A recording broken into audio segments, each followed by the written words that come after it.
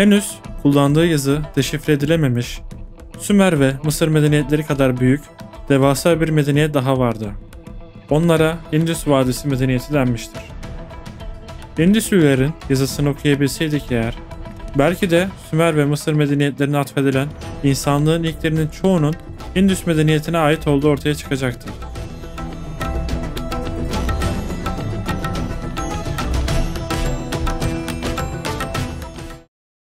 Tıpkı diğer iki büyük medeniyet gibi, bu medeniyet de büyük, alüvyal bereketli nehir vadisi olan Güney Asya'nın kuzeybatı bölgelerinde, yani günümüzdeki Pakistan ve Hindistan topraklarında bulunan Indus Nehri Vadisi bünyesinde büyümüştür.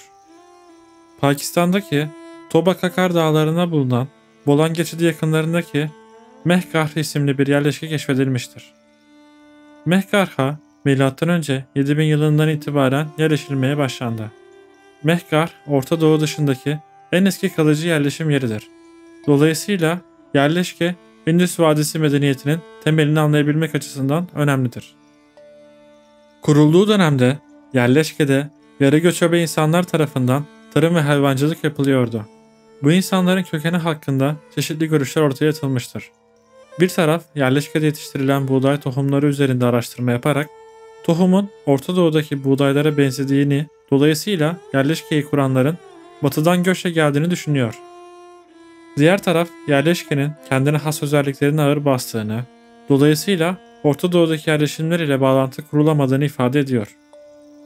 Yerleşkeyi kuran topluluklar hakkında yapılan DNA araştırmasında ise yerleşkenin yakınındaki, güneyi ile batısındaki toplulukların dedelerinin Mehgarh yerleşkesi sakinleri olduğunu işaret ediyor. Saptanan diğer bir husus da yerleşkeyi kuranlar sonradan yerleşkeden ayrılmışlardı. Yerleşkede çok sayıda kadın figürleri bulunmuştur. Bu yüzden yerleşkeye ana tanrıça inancının hakim olduğu düşünülüyor. Yerleşkede bulunan bazı cesetlerin azı dişlerinde insan yapımı delikler vardı. Bu izler M.Ö. 7000-5500 yıllarına tarihlenmekte olup insanlığın en eski dişçilik kanıtlarıdır. M.Ö.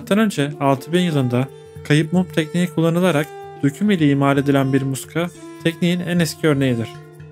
Yerleşke sakinleri tarım ve hayvancılık, metalürji, tuğla, çanak çömlek gibi dönemin çoğu teknolojisine sahiplerdi. M.Ö. 4000 yılları civarında çevredeki yerleşim yerleri çoğaldı. Bu yerleşim yerleri birçok fırsat sunuyordu. M.Ö. 2000 yılına doğru kademeli olarak Mehgarh terk edildi. Muhtemelen Mehgarh'ın son sakinleri evlerini terk edip sadece 8 kilometre uzaklıktaki müstahkem Nausori kasabasına yerleştiler. M.Ö. 3300 yıllarına geldiğimizde dağlık bölgelerde yaşayan çiftçiler daha çok ovalık bölgeleri tercih etmeye başlamıştı. Gitgide daha kalabalık şekillerde ovalara yerleşiyorlardı. Dolayısıyla yerleşkelerin sayısı ve nüfusları daha da artmaya başladı. Göçler, üretim ve ticaret hayatını da hareketlendiriyordu. Indus yazısının ilk örnekleri bu dönemde oluşturulmuştu. Muson yağmurları bölge için hayati önem taşımaktadır. Musonlar yer yer felaketlere yol açabilse de sağladığı bol su kaynağıyla hem yerüstü hem de yeraltı su kaynaklarını bolca besleyerek insanlara avantajlar sağlıyordu. Günümüzde daha çok Hindistan'da görülen muson yağmurları, medeniyetin geliştiği dönem olan M.Ö. 2600 yıllarında Indus Vadisi'nde düzenli ve daha güçlü olarak görülüyordu. Medeniyet musonları zekice kullandı.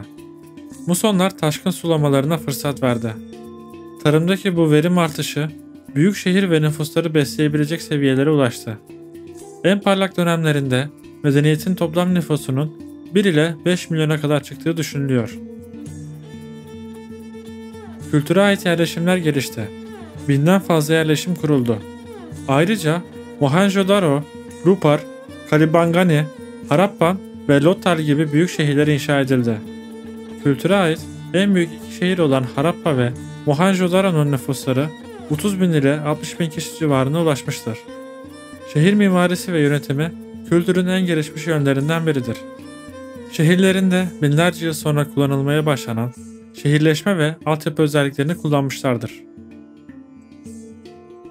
Şehirlere gelişmiş kanalizasyon sistemleri kurdular. Kanalizasyon sistemini başarılı şekilde kurmak için de detaylı şehir planlamaları yaptılar. Altyapı, şehirde atık su ve temiz su kullanımını olanaklı hale getiriyordu. Evlerden çıkan gider boruları daha geniş borulara bağlanıyordu. Giderlere düzenli olarak temizlik ve bakım yapabilmek için delikler açılmıştı.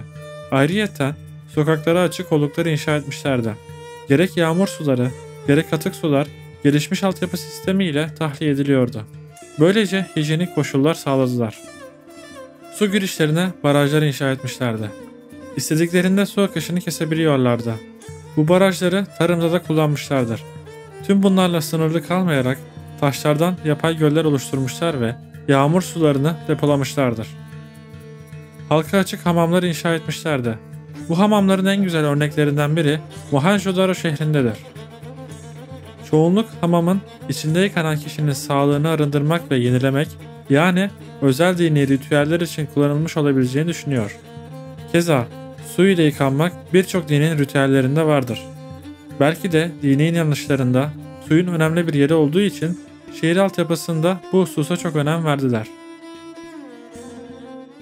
Hindus kültüründe görkemli saraylar, çok büyük anıtlar, devasa tapınaklar gibi gösterişli binalar inşa edilmemiştir.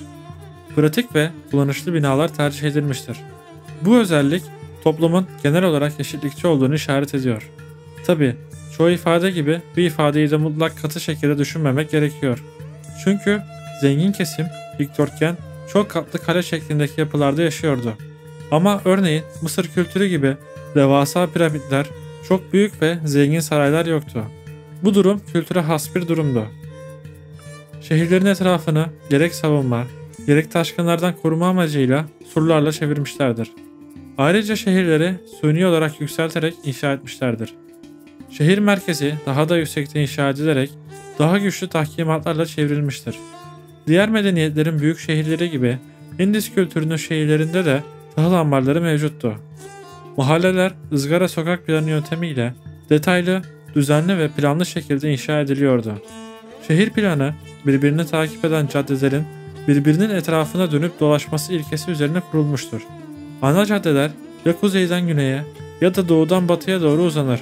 Çağının oldukça ötesinde bir şehir planlaması ile uygulayıcıları yani mühendisleri vardı.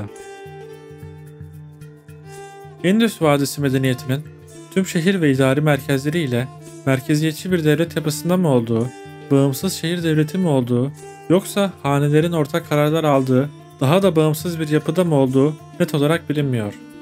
Her üç görüşü de kabul eden araştırmacılar olsa da şehirlerin detaylı inşası, kamu özelliklerine sahip binaların olması, çanak çömlekler, tuğlalar gibi nesnelerin tek düzeliği bir karar mekanizmasının olduğunu göstermektedir. Fakat bunun boyutunu ve çeşidini öğrenmek için maalesef yeni araştırmaları beklemek zorundayız.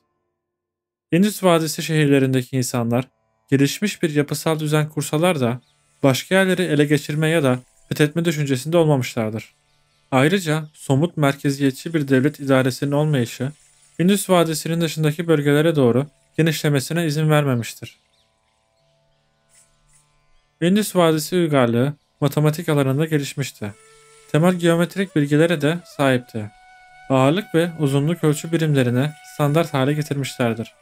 Uzunluk ölçümü için de Mohenjo-daro cetveli olarak adlandırılan bir cetvel tasarlamışlardır. Tuğla üretiminde sağlamlığı arttırmak için tuğlaları belli bir orana bağlı kalacak boyutlarda üretiyorlardı. Matematik yöntemleri kullanarak yıldızların konumlarını belirliyorlardı.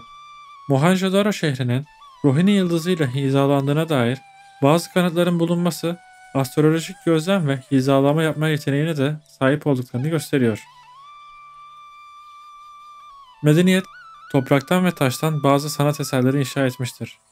Dans eden kız adı verilen 10 cm boyunda bir bronz heykel oldukça ilgi çekicidir. Bir de rahip kral adı verilen 18 cm boyunda taş heykel mevcuttur. Hindistan ve Pakistan henüz bağımsız değilken Indus Vadisi medeniyetine ait sanat eserleri Pakistan Lahor'da sergileniyordu. Daha sonra ise eserler Hindistan Yeni Delhi'ye taşındı. 1947 yılında Britanya Hindistan'ı Hindistan ve Pakistan olarak ikiye bölündü. Her iki ülke de bağımsız oldu. Bu durum günümüzde dahi var olan bir sürü krize neden oldu. Konumuz ile ilgisine gelirsek eğer, Ülkeler kurulduktan sonra Indus medeniyetine ait eserler Hindistan topraklarında kalmıştı. Halbuki bu eserler Pakistan topraklarından çıkartılmışlardı. Pakistan eserleri iade istedi. Hindistan bu talebi reddetti. Çözüm için uzun süre görüşmeler yapıldı. Sonunda taraflar eşit şekilde eserleri paylaşmayı kabul etti. Hindistan dans eden kızı, Pakistan ise rahip kralı aldı. Medeniyet ile ilgili ilgi çekici diğer bir konu ise kendilerine ait bir dil ile yazıyı kullanmış olmalarıdır. Üzücü olan şudur ki Indus yazısı her türlü girişime rağmen bir türlü çözülemedi. Çözülememesinin sebepleri arasında yazıyı çözmeye yardımcı olabilecek iki dilli bir eserin olmaması, metinlerin çok kısa olması, dilin hangi dil ailesine ait olduğunun bilinmemesi olarak sayabiliriz. Yazının en erken örnekleri M.Ö. 2800 yılları civarında mühürler ile çanak çömleklerde bulunmuştur. 400'ün üzerinde karakteri barındırır. Indus yazısı resim yazısı karakterlidir. Mühürler insanlık tarihinde sahiplik, ticari güvenlik ve toplumsal aidiyeti belgelemek için kullanılan önemli araçlardandır. Indus medeniyetinde kare, dikdörtgen ve düğme gibi farklı türde mühürler yaygın olarak kullanılmıştır. Kara mühürler genellikle hayvan motifleri ve kısa yazılar içerirken ritüel veya ekonomik faaliyetlerde önemli bir rol oynamıştır. Dikdörtgen mühürler ise hayvan motiflerinden yoksun, yazılı ve daha resmi iletişimde kullanılmıştır. Düğme mühürler genellikle geometrik motiflerle süslenmiş, yazısız ve malların damgalanması için tercih edilmiştir. Bu mühürler çoğunlukla sabun taşından üretilmiş ve yüksek ısıda işlenerek dayanıklık kazandırılmıştır. Çeşitli mühürler ticaretin yanı sıra sembolik veya dini amaçlarla da kullanılmıştır. Bazı mühürlerin üstünde Hindu tanrısı Shiva'yı andıran figürler bulunmuştur. Mühürlerin büyük çoğunluğunda hayvan motifleri, özellikle de tek boynuzlu at motifi vardı. Hatta bazı mühürlerde Sümer'i andıran motifler de tespit edilmiştir. Daha da ilginci, gamalı haç motifli mühürler de kullanmışlardır. Indus Vadisi medeniyetinin dini inanışı hakkında çok fazla bilgi sahibi değiliz. Eğer medeniyetin yazısı deşifre edilebilirse mutlaka dini inançlara yönelik daha çok bilgi edinebileceğiz. Daha önce de ifade ettiğimiz üzere uygarlığın büyük anıtsal binaları yoktu. Dolayısıyla oradan da bilgi sahibi olunamıyor. Havuzlar gibi ritüellerde kullanıldığı düşünülen binalar vardı. Ritüellere özgülenmiş başka tapınaklar olsa da anlaşılan o ki bu tapınakların diğer evlerden bir farkı yoktu. Indus Vadisi uygarlığı M.Ö. 1900 yılında gerilemeye başlamış. M.Ö. 1700 yılında ise çöküş evresine geçmişti. Bu süreçte kırsal nüfus arttı, şehirler çöktü. Birçok yerel kültür ortaya çıktı. Ama Indus uygarlığı ayakta kalamamıştı. Böyle büyük bir medeniyetin çöküşünün nedeni neydi? Bu sorunun net ve tek bir cevabı olmamakla birlikte konuya ilişkin bir kısım teoriler vardır.